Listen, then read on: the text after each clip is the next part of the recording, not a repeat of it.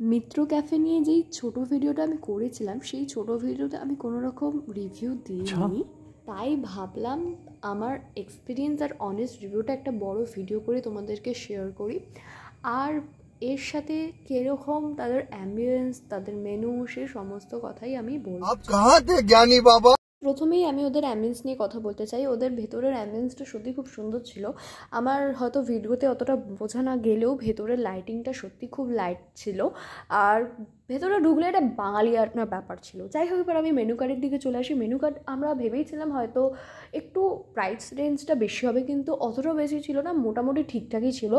16 আনার থেকে তো 16 গুণ ভালো ছিল। এবারে আসা যাক খাবারের কথায়। তো আমরা স্টার্টারে নিয়েছিলাম একটা কবিরাজি আর ওই ডায়মন্ড ফিশ ফ্রাই সামথিং কিছু ছিল। আর সত্যি বলতে গেলে কবিরাজিটা না আমার জাস্ট অসাধারণ লেগেছে। মানে এর থেকে ডিলিশিয়াস কবিরাজি হয়তো আমি জীবনে প্রথম খেলাম সেদিন।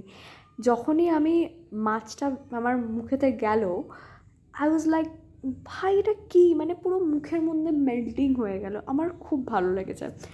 আর ফিশ ফ্রাইটাও মোটামুটি ঠিকঠাক ছিল। কবিরাজির দামটা ছিল ওই 270-এর কাছাকাছি, হয়তো আমার ঠিক মনে পড়ছে না, 270 নাহলে 230। আর ওই কবিরাজির দাম ছিল 200 এরকম। আর আমরা মেন কোর্সে নিয়েছিলাম চাইনিজ, তো চাইনিজের মধ্যে চিলি চিকেনটাও ছিল 375, আর রাইস ছিল ওই 170 বা 60 এরকম।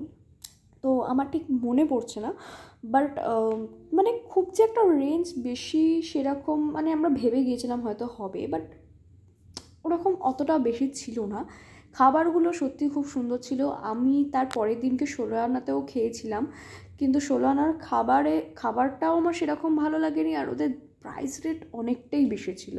সেখানে মিত্র ক্যাফেতে যখন থালি আমি পাচ্ছি 300-400 টাকায়, সেখানে 16 আনার দাম অনেকটাই বেশি দেন আমাদের এই মিত্র ক্যাফে। আর আমি অনেস্ট রিভিউ যদি দিই, আমি তো 10/9 দেবো। হ্যাঁ, সব খাবার হয়তো ট্রাই করা সম্ভব নয়, কিন্তু আমি যতটা খেয়েছি ততটাই আমার খুব ভালো লেগেছে।